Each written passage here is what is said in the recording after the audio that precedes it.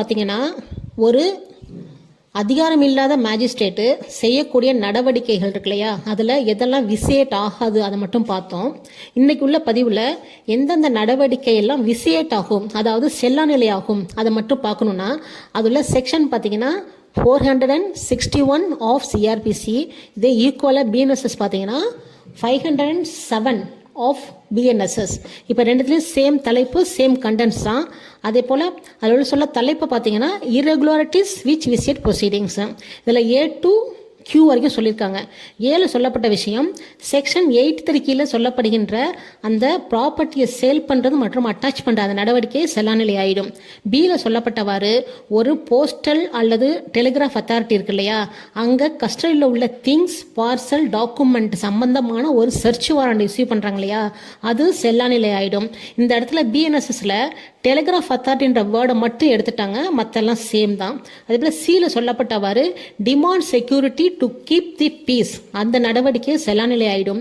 டியில் சொல்லப்பட்டவாறு demands security for good behaviour, அந்த நடவடிக்கையும் செல்லாநிலை ஆகிடும். ஈல சொல்லப்பட்டவாறு discharges a person lawfully bound to be a good behaviour, இந்த நடவடிக்கை செல்லாநிலை ஆகிடும். அதே போல் கேன்சல்ஸ் எஃப்ல சொல்லப்பட்டவாறு அந்த கீப் த பீஸ் சம்பந்தமான பாண்டு வாங்குறாங்க இல்லையா, அதை கேன்சல் பண்ண நடவடிக்கை செல்லாநிலை ஆகிடும். ஜியில் பார்த்தீங்கன்னா மெயின்டெனன்ஸ் போடுறாங்களே ஆர்டரு, அது செல்லாநிலை ஆகிடும். ஹச்சில் சொல்லப்பட்டவாறு செக்ஷன் 133 போடக்கூடிய அந்த ஆர்டர் வந்து செல்லாநிலை ஆகிடும். ஐயில் சொல்லப்பட்டவாறு செக்ஷன் 143 சம்பந்தமான அந்த ப்ரொஹிபிட்ஸ் உத்தரவு இருக்கு இல்லையா, அது செல்லாநிலை ஆகிடும்.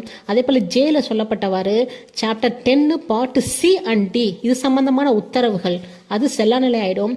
கேல சொல்லப்பட்டவாறு 190 சப்செக்ஷன் 1 கிளாஸ் சி இருக்கு இல்லையா, நல்லா ஞாபகம் வச்சுங்க, கிளாஸ் சி மட்டும்தான் இங்கே இருக்குது, பிஏ இங்கே கிடையாது. சியில் சொல்லப்பட்ட அந்த விஷயம் சம்பந்தமான அந்த காக்னிசன்ஸ் நடவடிக்கை செல்லாநிலை ஆகிடும். எல்ல சொல்லப்பட்டவாறு ஒரு குற்றவாளியை விசாரணை செய்வது செல்லாநிலை ஆகிடும். எம்ல சொல்லப்பட்டவாறு குற்றவாளியை சுருக்கமாக விசாரணை செய்கிறாங்க இல்லையா, அந்த நடவடிக்கை செல்லாநிலை ஆகிடும்.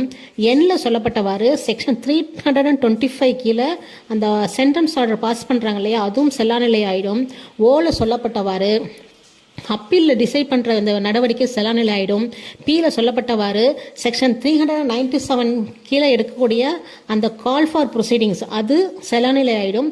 கியூவில் சொல்லப்பட்டவாறு அண்டர் செக்ஷன் 446 அதன் அடிப்படையில் போடக்கூடிய அந்த ஆர்டர், அதுவும் செல்லாநிலை ஆகிடும். இது எல்லாமே எப்படின்னா இந்த ப்ரொசீடிங்ஸ் எல்லாமே ஷல் பி வாய்டு, இதுதான் இந்த செக்ஷனில் சொல்லப்பட்ட அந்த ஆப்ரேட்டிவ் வேர்டு. ஓகேங்களா? தேங்க்யூ.